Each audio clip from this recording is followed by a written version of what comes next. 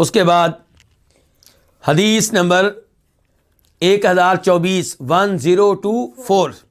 خا، اس حدیث کو روایت کرنے والے امام کون ہے؟ امام بخاری۔ عن ابی جحیفہ قال، روایت ہے جناب ابو جحیفہ سے۔ ابو جحیفہ کون ہے؟ وہب بن عبداللہ السوائی۔ قال، وہ کہتے ہیں آخ النبی صلی اللہ علیہ وسلم بین سلمان و ابی الدرداء، نبی علیہ السلام نے بھائی چارہ قائم کیا سلمان فارسی کے مابین اور ابو درداء کے مابین۔ ابو درداء کا نام کیا ہے؟ اس میں اختلاف ہے، زیادہ مشہور قول یہ ان کا نام ہے اویمر بن قیس الانصاری، اور ادھر کون ہے؟ سلمان فارسی۔ ان دونوں کو کیا بنا دیا؟ بھائی بھائی بنا دیا۔ کیا بنا دیا؟ بھائی بھائی۔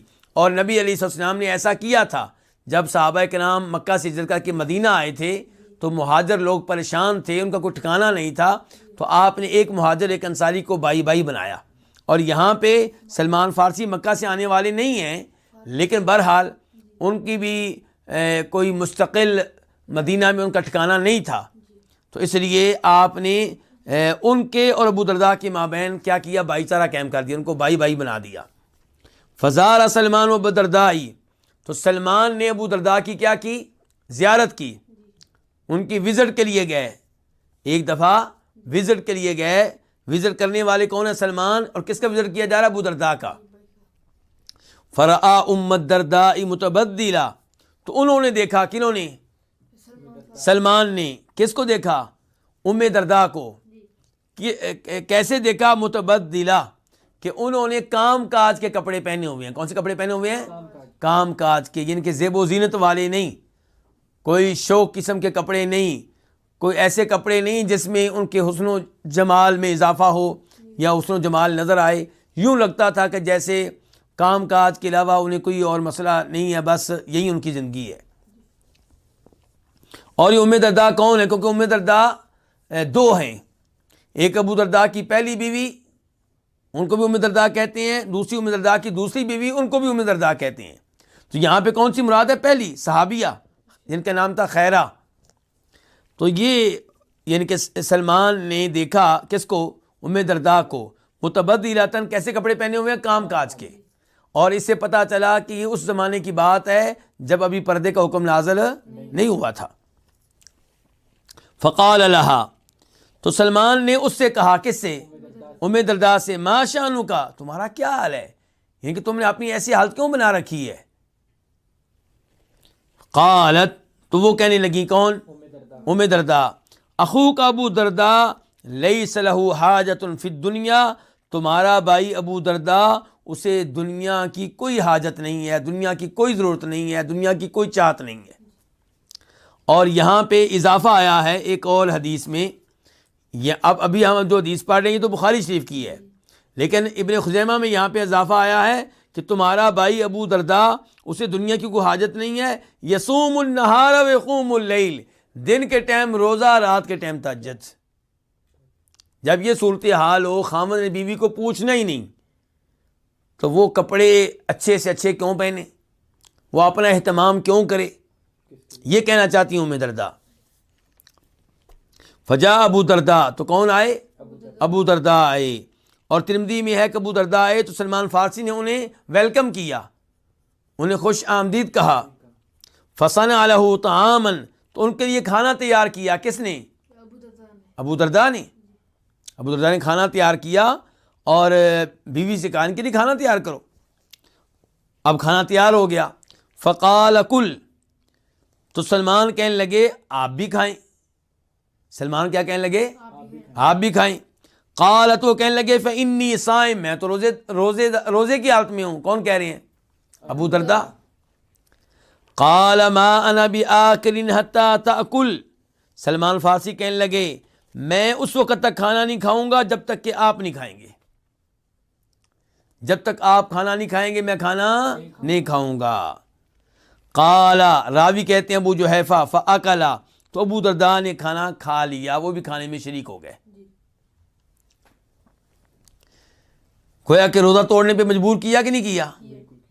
تو نفلی روزہ جو ہے آپ توڑ سکتے ہیں، اور کوئی بھی آپ سے کبھی مطالبہ کر لے تو آپ توڑ سکتے ہیں۔ مثال کے طور پہ آپ کو ولیمے کی دعوت دی گئی ہے، سوموار کا دن ہے، آپ نے روزہ رکھا ہوا تھا، یا کسی اور وجہ سے نفلی روزہ رکھا ہوا تھا تو آپ ولیمے کی وجہ سے روزہ توڑ سکتے ہیں اور اس وجہ سے قضا واجب نہیں ہوگی. نفلی روزے کی قضا بھی نفل ہی رہے گی. روزہ آپ نے توڑ دیا تو روزہ کیا تھا؟ نفلی تھا. قضا کیا ہے؟ نفلی ہے. اعتکاف کی بھی یہی صورتحال ہے، کیونکہ میں جانتا ہوں کہ اردو سپیکنگ ممالک میں، پاک و ہند میں بڑا مسئلہ ہے اس چیز کا. اعتکاف سے کوئی اٹھ نہیں سکتا. بھی اعتکاف آپ بیٹھے ہیں اور آپ نے اپنے اوپر واجب نہیں کیا تھا، منت نہیں مانی تھی، نظر نہیں مانی تھی. آپ اعتکاف بیٹھے ہیں تو 3 دن کے بعد آپ کے والد صاحب فوت ہو گئے، آپ کے چچا فوت ہو گئے، آپ اعتکاف چھوڑ سکتے ہیں. آپ کے والد صاحب بیمار ہو گئے، ہاسپٹل میں ہیں، آپ اعتکاف چھوڑ سکتے ہیں اور اس کی قضا واجب نہیں ہوگی. جب اصل اعتکاف واجب نہیں تھا تو قضا بھی واجب نہیں ہے. بہتر یہ ہے کہ قضا دے دیں. نفلی روزہ آپ نے توڑ دیا، بہتر یہ ہے کہ اس کی قضا دے دیں، لیکن واجب یہ ضروری نہیں ہے.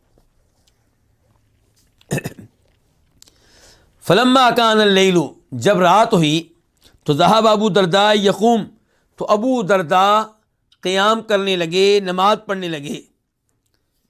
قال، تو سلمان نے کہا نم، سو جائیں. فنام، سو گئے. کون؟ ابو درداء. ثم ذهب یقوم، پھر وہ کھڑے ہوئے، پھر وہ قیام کرنے لگے. ان کے قیام کے لیے کھڑے ہوئے، کیونکہ ان کو تو عادت تھی پوری رات قیام کرنے کی، نمازیں پڑھنے کی، اور ابو درداء جو ہیں سلمان ان کو سلانا چاہتے ہیں، ان کو کہاں نیند آئے.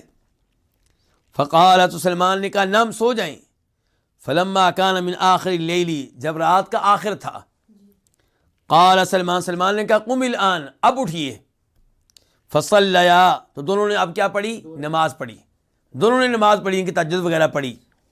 فقال لو سلمان، تو سلمان نے ان سے کہا، کن سے؟ ابو درداء سے. ان لربک علیک حقا، تمہارے اوپر تمہارے رب کا حق ہے. ولنفسک علیک حقا، اور تمہارے اوپر تمہارے جسم کا حق ہے، تمہارے نفس کا حق ہے. ولاہلک علیک حقا، اور تمہارے اوپر تمہاری بیوی کا حق ہے. اور ابن خزیمہ میں آتا ہے، یعنی آیا وَإِنَّ لِضَيْفِكَ عَلَيْكَ حَقًّا، تمہارے اوپر تمہارے مہمان کا حق ہے. فَآتِ كُلَّ ذِي حَقٍّ حَقًّا، تو ہر حقدار کا حق ادا کرو، ہر حقدار کا حق ادا کرو. یعنی کہ یہ ہے اسلام، یہ ہے اعتدال. نماز کے ٹائم رب کا حق ادا کریں، تب بیوی کے پاس نہیں بیٹھنا، بچوں کے پاس نہیں بیٹھنا، لیکن اس کے علاوہ بچوں کے حقوق بھی ادا کریں، ماں کا حق بھی ادا کریں، باپ کا بھی ادا کریں، مہمانوں کی بھی ادا کریں. کیا سنہری اصول ہے؟ فَآتِ كُلَّ ذِي حَقٍّ حَقًّا، ہر حقدار کو اس کا حق دیں. اور یہاں پہ میں پیغام دینا چاہوں گا اپنے بھائیوں کو کہ یہ الفاظ اپنی بیوی اور اپنی ماں کے اوپر بھی فٹ کریں. جیسے ماں کا حق دینا ضروری ہے، ایسے بیوی کو بیوی کا حق دیں. جیسے بیوی کا آپ حق دے رہے ہیں، ایسے ماں کا بھی حق دیں. کئی لوگ ماں کے کہنے پہ بیوی پہ ظلم کرتے ہیں اور کئی بیوی کی محبت میں ماں پہ ظلم کرتے ہیں. فَآتِ كُلَّ ذِي حَقٍّ حَقًّا، ہر حقدار کو کیا دیں؟ اس کا حق دیں. فَأَتَى النَّبِيَّ صلی اللہ علیہ وسلم، تو ابو درداء کس کے پاس آئے؟ نبی علیہ السلام کے پاس آئے. فَذَكَرَ ذَلِكَ لَهُ، تو یہ بات آپ سے ذکر کی کہ سلمان نے ایسا کیا میرے ساتھ، روزہ میرا توڑوا دیا، اور پھر یہ آخر میں نصیحت کر کے گئے ہیں. فقال النبی صلی اللہ علیہ وسلم، تو فرمایا نبی علیہ السلام نے صدق سلمان، سلمان نے سچ کہا ہے، درست کہا ہے، ٹھیک کہا ہے. تو کیا پتہ چلا پھر اب بیویوں کے ساتھ اچھا سلوک ہونا چاہیے، بیویوں کو ان کا حق دینا چاہیے، ہر قسم کا ان کا حق دیں. لباس کے لحاظ سے، کھانے کے لحاظ سے، رہائش کے لحاظ سے، ازدواجی تعلق جو ہے وہ قائم کریں. بیوی کو اس کے سبھی حقوق دیں، اور ایسے ہی آپ والدین کو بھی ان کو حقوق دیں، مہمانوں کو جو ان کا حق بنتا ہے وہ دیں. ہر ایک حقدار کو اس کا حق دیں، اور اپنی نیند بھی پوری کریں، اور رات کو تہجد کی نماز بھی پڑھیں، روزے بھی رکھیں، ناغا بھی کر لیں. یہ طبیعت میں ایک اعتدال ہونا چاہیے. اللہ رب العزت سے دعا ہے کہ اللہ تعالیٰ ان احادیث پہ عمل کرنے کی توفیق عنایت فرمائے، اور ہم سب کو استقامت دے، اور ہم سب کو اخلاص دے. اللہ کرے یہ احادیث روز قیامت ہمارے لیے مفید ثابت ہوں اور ہمارے لیے وبال نہ بنیں، ہمارے حق میں گواہی دیں، ہمارے خلاف گواہی نہ دیں. اللہ رب العزت تمام مسلمانوں کی پریشانیاں دور فرمائے. وآخر دعوانا الحمدللہ رب العالمین.